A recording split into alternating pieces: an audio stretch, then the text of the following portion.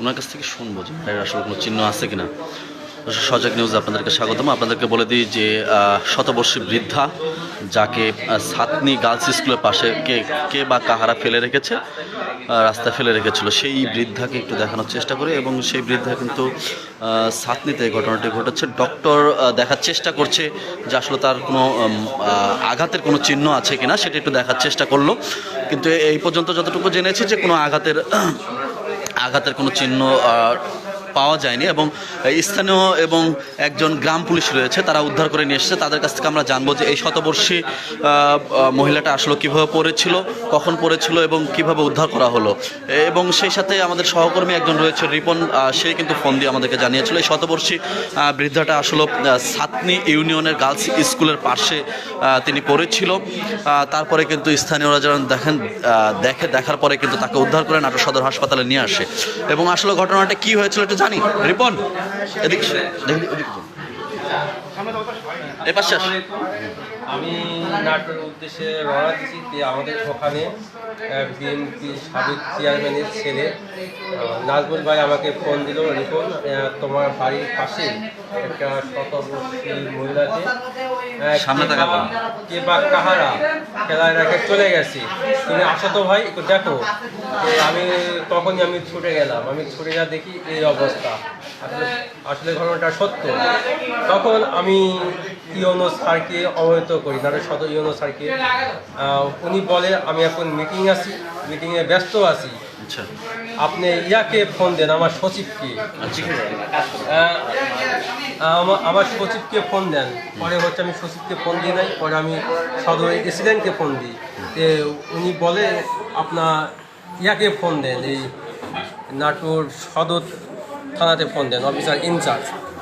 আমি ওখানে ফোন দিলাম, দিয়ে বললাম স্যার এ ব্যাপার, একজন শতবয়সী মহিলাকে আহত অবস্থায় আমরা সাতনি দিয়া নিম্ন মাধ্যমিক বালিকা বিদ্যালয়ে আমরা পেয়েছি। উনি বলে এটা আমার কাজ না, আপনি সমাজসেবাতে যোগাযোগ করেন। আমি আবার সমাজসেবাকে ফোন দিলাম, উনি আবার বলে এটা আমার কাজ না, এটা হচ্ছে ইয়ার কাজ, মহিলা বিষয়ক অধিদপ্তরের কাজ। যাই হোক, এই ইয়া করতে করতে পরে আমি এডিসি স্যারকে বিষয়টা আমি জানালাম যে স্যার আমাকে হেল্প করছে, বলছে ওনাকে নিয়ে হাসপাতালে ভর্তি করেন, তারপর বিষয়টা আমরা দেখতেছি। আমি সদর হাসপাতালে আসলাম, আমি নিজে দায়িত্ব নিয়ে আমি সদর হাসপাতালে এনাকে নিয়ে আসলাম, নিয়ে এসে নিজের দায়িত্ব নিয়ে এনাকে আমি ভর্তি করালাম।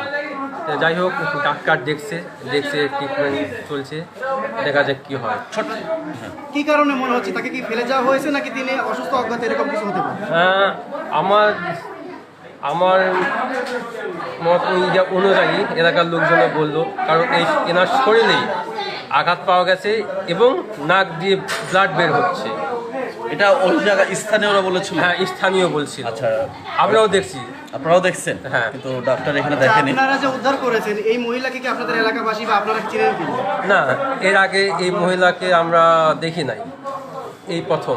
আপনার কাছে ছোট্ট করে একটু জানা, ইউনোকে ফোন দিলেন, এসিল্যান্ডকে ফোন দিলেন, নাটোর সদর থানায় গেলেন, কেউ আপনার ডাকে সাড়া দিয়েছে কিনা? আমার ডাকে হচ্ছে তেমনভাবে কেউ সাড়া দেয় নাই। কেউ সাড়া দেয়নি? না। তাকে ফোন করে বলেছেন? হ্যাঁ, ফোন করে বলছি। সবাই কি বলছে? সবাই একই কথা বলছে। ইউনো স্যারকে যখন ফোন দিলাম, আগেও বলছি যে উনি বলছে আমি এখন মিটিংয়ে ব্যস্ত আছি, আপনি আমার সচিবকে ফোন দেন।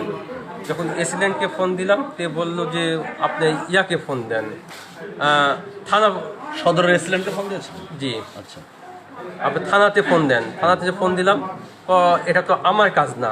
কে বলেছে? এটা থানার অফিসার ইনচার্জ। Officer in charge? হ্যাঁ। আচ্ছা। এবং আমার সদর থানার অফিসার ইনচার্জ? হ্যাঁ, বলছে এটা সমাজসেবার কাজ। আচ্ছা।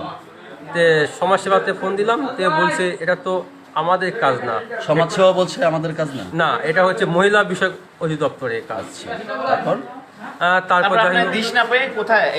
তারপর আমি এনাকে যেহেতু অসুস্থ রোগী, যেহেতু আঘাতের চিহ্ন আছে, তা আমি থানাতে নিয়ে গেলাম। আমি আর গ্রাম পুলিশ থানাতে গেলাম, অফিসার ইনচার্জকে বললাম স্যার এই রুগীকে নিয়েছি, এডিসি স্যার আমাদেরকে পাঠিয়েছে, বলছে আপনারা তাড়াতাড়ি ইয়াতে নিয়ে যান, সদর হাসপাতালে নিয়ে যান, ভর্তি করেন। তখন সদর হাসপাতালে নিয়ে এসে আমি ভর্তি করালাম। আচ্ছা, ওই যে গ্রাম পুলিশ আছে, একটু গ্রাম পুলিশ এদিকে আসেন। এই ব্যাকগ্রাউন্ডে এখানে আসেন।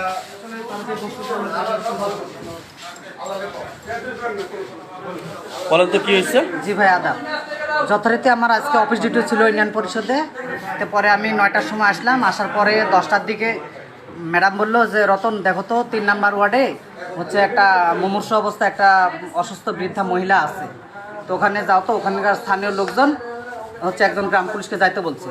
তো 3 নাম্বার ওয়ার্ডের আবার গ্রাম পুলিশ নেই, ওনারা হচ্ছে অসুস্থ, ওনারা আবার নাটোরে ভর্তি আছে আপনার ক্লিনিকে। তো পরে আমি ওই ম্যাডামের কথা শুনে একটা ভ্যান ভাড়া করে নিয়ে ওখানে গেলাম, বালিকা বিদ্যালয়। ওখানে যা দেখলাম রিপন ভাই আছে, তারপরে চেয়ারম্যান আঙ্কেলের ছেলে নাজমুল ভাই আছে, ওনার সঙ্গে কথাবার্তা বললে রিপন ভাই আবার বললো যে চলো আমরা হচ্ছে ইয়েতে মেডিকেলে নিয়ে যাবো, আগে ভর্তি করাবো। তারপরে নাজমুল ভাই আবার বললো যে হচ্ছে আগে থানায় নাও। আমাদের সচিবও বলছে আমাকে যে আগে থানায় নাও। থানায় নিয়ে গেলাম। থানায় নিয়ে যাওয়ার পরে ওনারা বললো যে আপনারা ওনাকে আগে ট্রিটমেন্ট করান, যেহেতু কথা বলতে পারছে না, সুস্থ হলে পারে কথা বলতেও পারে। তারপরে আর আপনারা ওদিকে হচ্ছে ওনার মানে গার্জিয়ান কারা আপনারা একটু তথ্য নিয়ে বাহির করেন, এটা মানে থানা বললো। পরে আমরা যথারীতি আমি আর রিপন ভাই হচ্ছে ইয়েতে আসলাম, সদর থানায় আসলাম।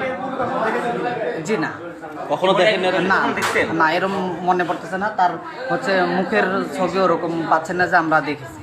তারপর ভাইয়া আমার বাসা অন্য ওয়ার্ডে। ওনার এই ব্যাগে কি ছিল এটা দেখছেন? না, ওখানকার স্থানীয় মহিলারা বললে যে ওনার ব্যাগে কাপড় চোপড় আছে আর হচ্ছে 150 টাকা আছে, আর ওনারা হচ্ছে আপনার ইয়েতে ট্যামরে গোজা আছে 400 টাকা।